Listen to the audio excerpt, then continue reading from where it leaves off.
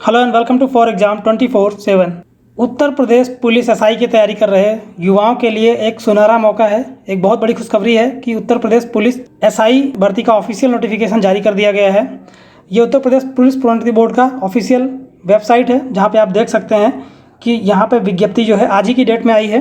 पुरुष एवं महिलाओं के लिए उप निरीक्षक नागरिक पुलिस एवं पुरुषों के लिए प्लाटून कमांडर पीएससी एवं अग्निशमन द्वितीय अधिकारी के पदों पर सीधी भर्ती 2020-21 जारी कर दी गई है। वीडियो में आगे बढ़ने से पहले अगर आपने अभी तक चैनल को सब्सक्राइब नहीं किया है तो चैनल को सब्सक्राइब करें, वीडियो को लाइक करें, ज़्यादा से ज़्यादा शेयर करें ताकि अन्य लोगों तक भी ये जानकारी पहुँच सके जो लोग इस फॉर्म को भरना चाहते हैं। तो आइए देखते हैं, इस नोटिफिकेशन को ओपन करते हैं कि क्या क्या कितनी पोस्ट जारी की गई हैं और क्या क्या है इस नोटिफिकेशन में। ये विज्ञप्ति की कॉपी है। अग्निशमन एवं प्लाटून कमांडर पीएससी एवं नागरिक पुलिस के पदों के लिए सीधी भर्ती के एसआई के पोस्ट के विज्ञापन है। उप निरीक्षक नागरिक पुलिस के पदों की श्रेणीवार विवरण, किस किस कैटेगरी के लिए कितनी पोस्ट है यहाँ पे आप देख सकते हैं। आरक्षित के लिए 3613 है, ईडब्ल्यूएस के लिए 10% रखी गई हैं जिसमें 902 रखी गई हैं, 27% 2437 पोस्ट ओबीसी के लिए है, एससी के लिए 1895 21% है और 2% अनुसूचित जनजाति के लिए रखी गई हैं एसटी के लिए।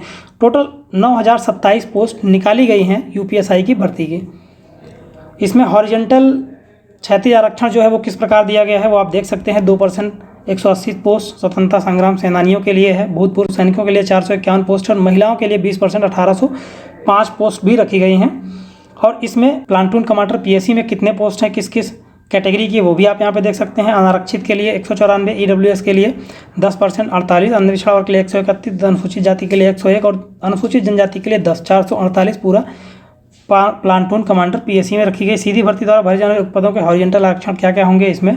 स्वतंत्रता सेनानी के लिए 2%, भूतपूर्व सैनिक के लिए 5%, जिसमें 10 और 24 क्रम से दिए गए हैं।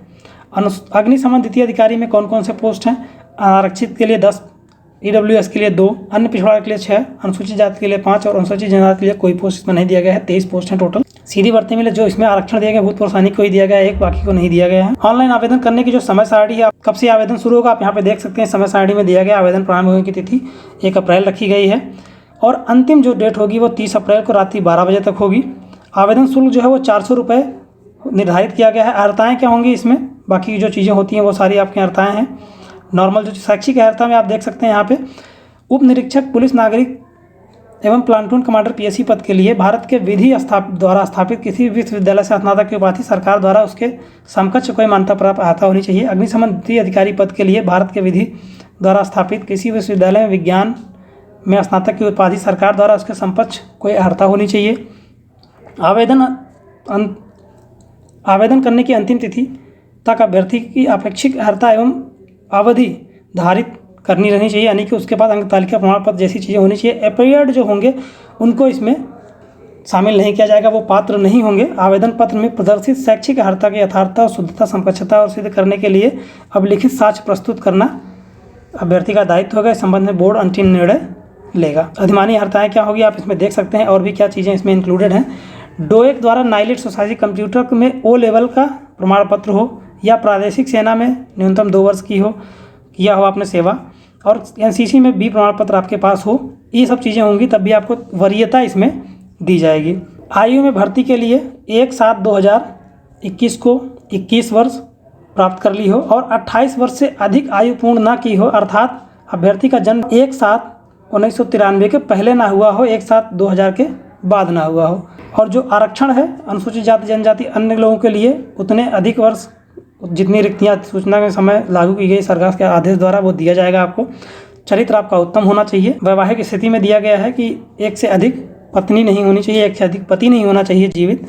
इस स्थिति में आप इसमें आवेदन नहीं कर सकते। शारीरिक स्वास्थ्य के बारे में दिया गया है। नियोक्ता को किसी तरह की मानसिक और शारीरिक दृष्टि से कोई स्वास्थ्य अच्छा होना चाहिए और किसी शारीरिक दोष से युक्त नहीं होना चाहिए। भर्ती की प्रक्रिया क्या होगी इसको आप ध्यान से देख लें। यह चयन प्रक्रिया उत्तर प्रदेश पुलिस निरीक्षक सेवा की नियमावली 2015 और 2020 के अधीन है। 2020 की नियमावली से संलग्न है। ऑनलाइन लिखित परीक्षा होगी सबसे पहले, जिसका पैटर्न क्या होगा यहाँ पे आप देख सकते हैं। सामान्य हिंदी के 100 अंक होंगे, मूल विधि संविधान और सामान्य ज्ञान मिला के 100 अंक होंगे, संख्यात्मक मानसिक योग्यता के 100 अंक होंगे और मानसिक अभिरुचि बुद्धिलक्षी और तार्किक योग्यता के 100 अंक होंगे, यानी कि 4 पोर्शन होंगे आपके पेपर में। ऑनलाइन लिखित परीक्षा 2 घंटे 120 मिनट की होगी।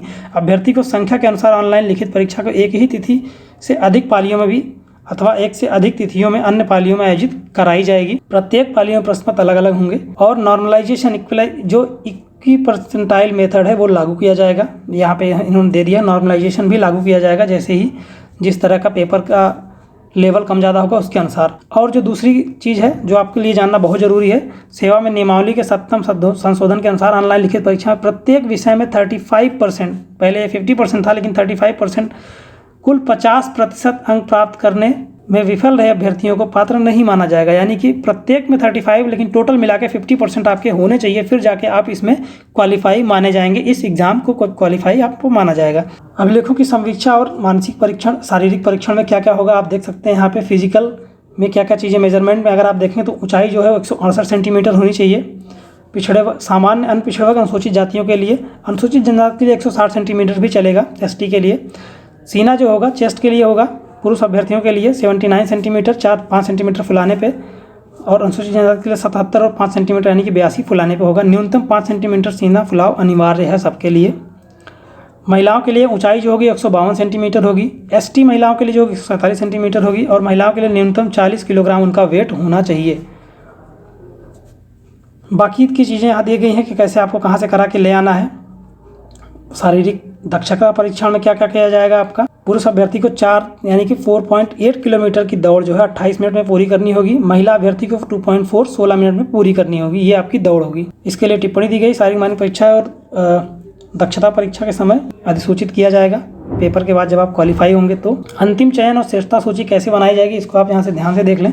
शारीरिक दक्षता परीक्षा में सफल पाए गए अभ्यर्थियों में से उनके द्वारा प्रस्तर 4.1 के अधीन ऑनलाइन लिखित परीक्षा में प्राप्त प्रसामान्यीकृत अंकों के आधार पर राज्य की आरक्षण नीति के दृष्टिगत रिक्तियों के सापेक्ष प्रत्येक श्रेणी में अभ्यर्थियों को श्रेष्ठता क्रम में अनुसार चयन सूची तैयार की जाएगी। संस्तुति के सहित चिकित्सा परीक्षा या चरित्र सत्यापन के अधीन विभागाध्यक्ष को प्रेषित की जाएगी।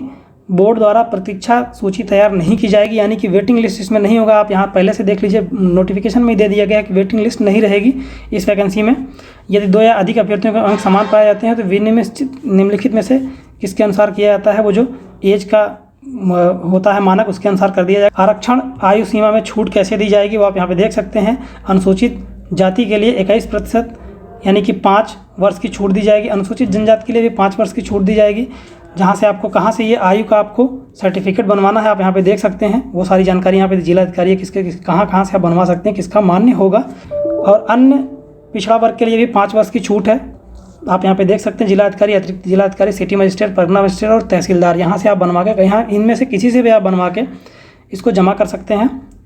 और आर्थिक रूप से कमजोर वर्ग के लिए कोई छूट नहीं होगी, घोषणा पत्र देना होगा उनको। यहाँ एक और महत्वपूर्ण सूचना है इसमें अभ्यर्थियों के लिए, ऑनलाइन आवेदन करते समय अभ्यर्थी के पास यथा अपेक्षित निम्नलिखित में से होना अनिवार्य है का शैक्षिक अर्हता संबंधी अभिलेख, स्नातक का प्रमाण पत्र, अधिमानी अर्हता संबंधी यदि कोई है तो, जिसमें डोएक द्वारा सोसाइटी से कंप्यूटर में O लेवल का प्रमाण पत्र, प्रादेशिक सेना न्यूनतम 2 वर्ष का प्रमाण पत्र, राष्ट्रीय कैडेट कोड में NCC B का सर्टिफिकेट होना चाहिए। ये सब चीज़ें आपको उस डेट तक लानी होंगी जिस डेट पे आपको फॉर्म भरने की लास्ट डेट दी गई है। ऑनलाइन आवेदन की प्रक्रिया कैसे की जाती है आप इसको हम आपको स्टेप बाय स्टेप अगले वीडियो में बता देंगे। UPPRPB.gov.in पे जाके इस फॉर्म को फिलअप कर सकते हैं। जैसे ही ये स्टार्ट होगा इसका हम एक अलग से आपके लिए कैंडिडेट रजिस्ट्रेशन और उसका फॉर्म सबमिशन का पूरा वीडियो आपके लिए ले आएंगे हम स्टेप बाय स्टेप। इसके लिए आप चैनल को जरूर सब्सक्राइब कर लें। द्वितीय चरण में शैक्षिक अधिमानी अर्हता और संबंधी जानकारी भरना होगा, फीस वगैरह ये सब चीज़ें तीसरे चरण में शुल्क देनी है आपको, रंगीन फोटो देनी है, कैसे क्या भरना है ये सब चीज़ें आपको उस समय जरूर बताएंगे।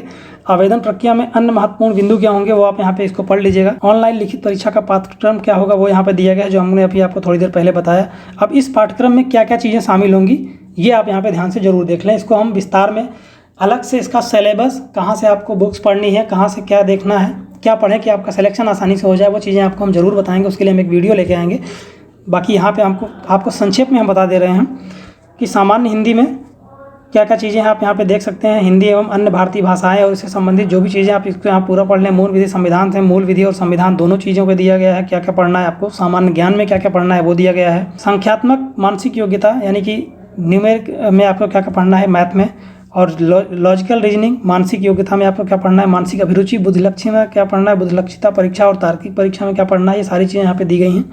और ये जाति प्रमाण पत्र का प्रारूप है जिसे आप को देना है। जिनको जाति में छूट, जिनको आयु में छूट लेना है और कैटेगरी में छूट लेना है, उनको इस फॉर्म को फिल करना होगा। अलग अलग जाति, अलग अलग कैटेगरी के लिए अलग अलग है। तो ये जो है अन्य पिछड़े वर्ग OBC के लिए फॉर्मेट दिया गया है। इस फॉर्मेट को आप प्रिंट आउट लेके आप इसी पे आप बनवा के ले जाके जमा करेंगे।